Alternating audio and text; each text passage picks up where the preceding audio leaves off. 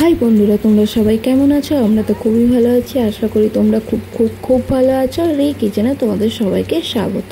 তো দেখো, চিংড়ি ধুয়ে নিচ্ছি। তো এটা কি চিংড়ি তোমরা একটু কমেন্ট করে জানাও তো।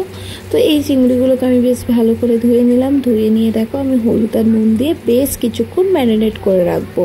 ওই ধরো যতক্ষণ আমার এই দিকের প্রিপারেশনটা রেডি না হচ্ছে ততক্ষণ ম্যারিনেট করে রাখি। তো আমার রান্নাগুলো তোমাদের কেমন লাগছে একটু কমেন্ট করে আমাকে জানাবে।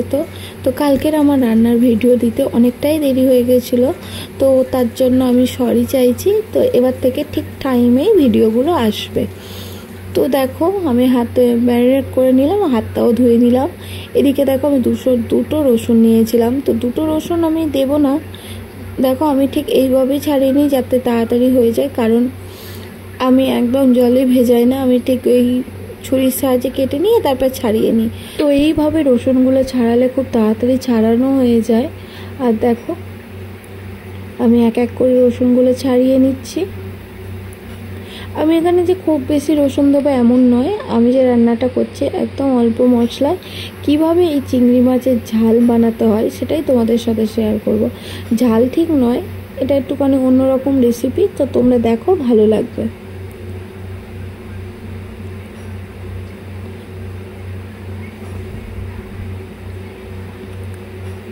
তো আমি সমস্ত রসুনগুলো এইভাবেই ছাড়িয়ে নিচ্ছি। রসুন ছাড়াতে কিন্তু অনেকটাই টাইম লাগে, বলো তোমরাই বলো।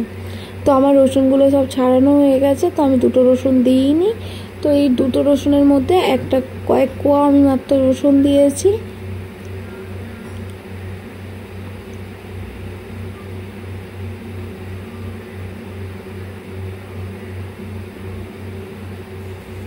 তো দেখো, তো রসুন ছাড়ানো হয়ে গেছে। এবার আমি পেঁয়াজগুলো ভালো করে কেটে নেবো। ঠিক এইভাবেই পেঁয়াজগুলোকে কাটবো, একদম স্লাইস স্লাইস করে। তো রসুনগুলোকে আমি সরিয়ে নিলাম। এবার পেঁয়াজগুলোকে দেখো আমি কেটে নিচ্ছি। তো ঠিক এইভাবেই আমি সরু সরু করে কাটবো। তো দেখো, আর এই পেঁয়াজটা এত ঝাঁজ কি বলবো, চোখ থেকে জল বেরিয়ে যাচ্ছিলো কন্টিনিউ। তো দেখো ঠিক এইভাবেই তোমরা কেটে নিও, বা ছোট ছোট কুচি করলে হবে, কিন্তু এটা করলে বেশি সুন্দর দেখতে লাগবে। তো দেখো আর একটা পেঁয়াজ নিয়ে নেবো। মোট দুটো পেঁয়াজ নিয়েছিলাম, ঠিক মিডিয়াম সাইজে দুটো পেঁয়াজ তোমরা নিয়ে নিও। তো কদিন ধরেই আমি ভিডিও করছিলাম কীভাবে কাটাকুটি করছি, সেটা তোমাদের সাথে শেয়ার করিনি, বাট আজকে দেখো আমি তোমাদের সাথে সব কিছুই শেয়ার করছি। তো কেমন লাগছে একটু বলো তো। এবার কড়াই নিয়ে নিয়েছি, কড়াইটা গরম হয়ে যেতে বেশ কিছুটা তেল দিয়ে দিয়েছিলাম পরিমাণ মতো।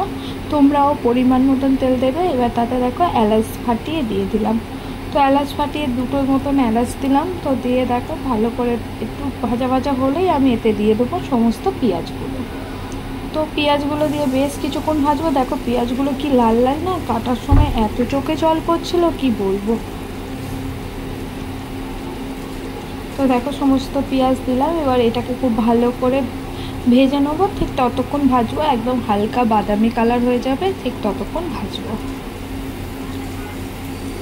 তো দেখো প্রায় অনেকটাই ভাজা ভাজা হয়ে গেছে।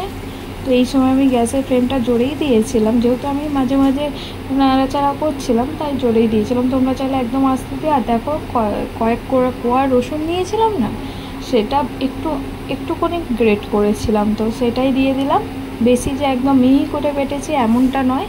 তো এই রকম দিয়ে দেখো বেশ কিছুক্ষণ কষিয়ে নেবো, যতক্ষণ না, তোমরা তো সবই জানো, যতক্ষণ না রসুনের মধ্যে থেকে যে গন্ধটা, কাঁচা গন্ধটা থাকে সেটা চলে না যাচ্ছে, আর ভাজা ভাজা যতক্ষণ না হচ্ছে। ঠিক দেখো আমার প্রায় ভাজা হয়ে গেছে। তো চলো এই চালটাও ধুয়ে নিচ্ছি, যখন সব কিছুই দেখাচ্ছি। তো দেখো আমি কিভাবে ভাত করি, একদম সহজ উপায়। তো সেটাই বাটিতেই ভাত করে নিই। তো এই বাটিতে করি না, বাটিতেই করি, তারা দেখাচ্ছি তোমাদেরকে।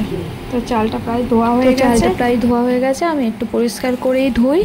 আর দেখো প্রায় অনেকটাই ধোয়া হয়ে গেছে।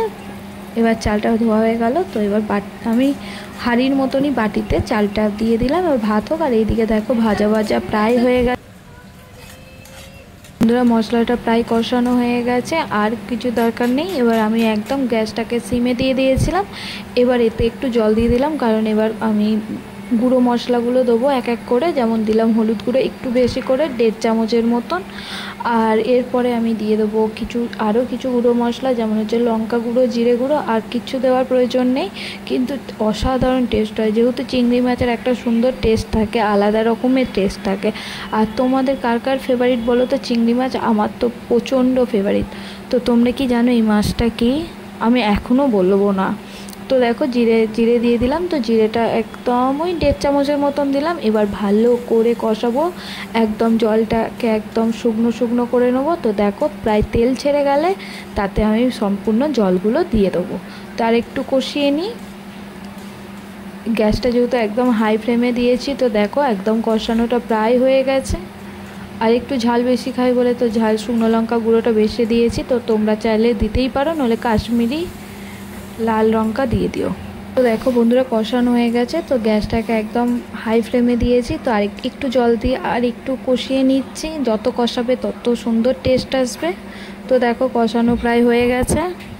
তো দেখো কষানো হয়ে গেছে। এবার এতে আমি দিয়ে দিলাম পরিমাণ মতো নুন। যেমন তোমরা নুন খাও সেরকম দেবে। তো আমরা নুনের পরিমাণ খুবই কম খাই, তো নুনটা একটু কমই দিলাম। এবার দেখো খুব সুন্দর করে আর একটু জলটা শুকিয়ে নেবো। তারপরে আমি অনেকটাই জল দেবো, প্রায় যেরকম তোমরা ঝোল ঝোল খেতে চাও বা কষা কষা সেই রকম তোমরা জল দিতে পারো। তো আমরা একটু ঝোল ঝোল করেছিলাম, তো একটু জলটা বেশি দিয়েছিলাম। তো রান্নাটা করছিলাম গলদা, তো চিংড়ি মাছটার নাম ছিল গলদা চিংড়ি। তো রান্নাটাও করছিলাম গলদা চিংড়ির ঝাল। তো গলদা চিংড়ির ঝালের জন্য কি কি উপকরণ লাগবে তোমাদের সব বলে দিয়েছিলাম। তো দেখো পরিমাণ মতো জল দিয়ে দিয়েছি। এবার এটা ফুটুক। তো ততক্ষণ দেখো কি সুন্দর একটা কালার চলে এসেছে। তো ঝাল কিন্তু একদমই হয়নি, আমাদের ক্ষেত্রে হয়নি, তোমাদের হয়তো ঝাল লাগতেই পারে। তো দেখো জলটা আরেকটু দিয়ে দিলাম। এবার এটা ফুটুক, একদম একদম গায়ে গামাখা গামাখা হবে, ঠিক ততক্ষণ ফুটবে। তো এইদিকে দেখো আমি একটু কড়াইতে তেল নিয়ে নিলাম। এবার চিংড়ি মাছগুলোকে দিয়ে দিচ্ছি, যেহেতু ম্যারিনেট করে রেখেছিলাম বেশ কিছুক্ষণ। তো দেখো সমস্ত চিংড়ি মাছ আমি দিয়ে দিলাম, দিয়ে খুব সুন্দর করে ভাজবো একদম লাল লাল করে। আর এইদিকে দেখো ভাতটা প্রায় একদম ফুটবে। আর এইদিকে দেখো জলটাও ফুটতে শুরু করে দিয়েছে, ঝোলটা। আর এইদিকে দেখো আমি তোমাদের দেখাচ্ছি চিংড়ি মাছটাও একদিকটা ভাজা হয়ে গেছে, আর একদিকটা আমি উল্টে নিচ্ছি। তো দেখো চিংড়ি মাছের কি বলো তো, আমার তো চিংড়ি মাছ খেতে খুবই ভালো লাগে। তোমাদের কেমন লাগে বলো তো? আমার তো খুবই ভালো লাগে। তোমাদের যদি ভালো লাগে একটু কমেন্ট করে জানাও তো। আর যদি আমার রান্নাগুলো তোমাদের ভালো লাগে তো একটু কমেন্ট, সাবস্ক্রাইব করে, লাইক করে আমার পাশে থাকবে। আর তোমাদের যদি কোনো রান্না মানে তোমাদের ভালো লাগে সেটা যদি আমাকে করতে বলো তো একটু কমেন্ট করে বলবে তোমরা কি রান্না দেখতে চাও, আমি সেই রকমই রান্না তোমাদের সাথে শেয়ার করে নেবো। তো দেখো ঝোলটা অনেকটা ফুটে গেছে। তো আমি এক এক করে চিংড়িগুলো দিয়ে দিলাম। এবার চিংড়িটা বেশ কিছুক্ষণ ফোটাবো। আর যেহেতু চিংড়ি মাছ ভাজলেই জানো তো একটু শক্ত হয়ে যায়, তো একটু বেশি করেই ফোটাতে হবে। তো দেখো সমস্ত চিংড়ি আমি দিয়ে দিলাম, আর তোমাদেরকে এক এক করে দেখিয়েও দিচ্ছিলাম। তো কি সুন্দর দেখো ফুটতে শুরু করেছে, ভাতটাও প্রায় ফোটা শুরু করে দিয়েছে। তো আমার রান্নাটা প্রায় হয়ে গেছে। তো তা বলো তো আমার চিংড়ি মাছের ঝালটা তোমাদের কেমন লাগলো, একদম সহজ পদ্ধতিতে। যদি ভালো লাগে তো একটু লাইক করে, সাবস্ক্রাইব করে আমার পাশে থেকো। তোমরা পাশে না থাকলে আমি বেশি দূর এগোতে পারবো না। তোমরা যদি পাশে থাকো অবশ্যই আমি বেশি দূর এগোতে পারবো। তো দেখো ঝালটা দেখো কি সুন্দর দেখতে হয়েছে না? তো দেখো এবার ভাত বেড়ে নিচ্ছে এক এক করে। তো আমার রান্নাগুলো যদি তোমাদের ভালো লাগে অবশ্যই লাইক, কমেন্ট, সাবস্ক্রাইব করে আমার পাশে থাকবে। আর কি কি রান্না তো দেখতে চাও, যদি অন্য কিছু রান্না দেখতে চাও অবশ্যই কমেন্ট করবে। তো আমার রান্নাটা প্রায় হয়ে গেছে, আমি ভাতও বেড়ে নিয়েছি। তো দেখো লাইক করে পাশে থেকো, ধন্যবাদ।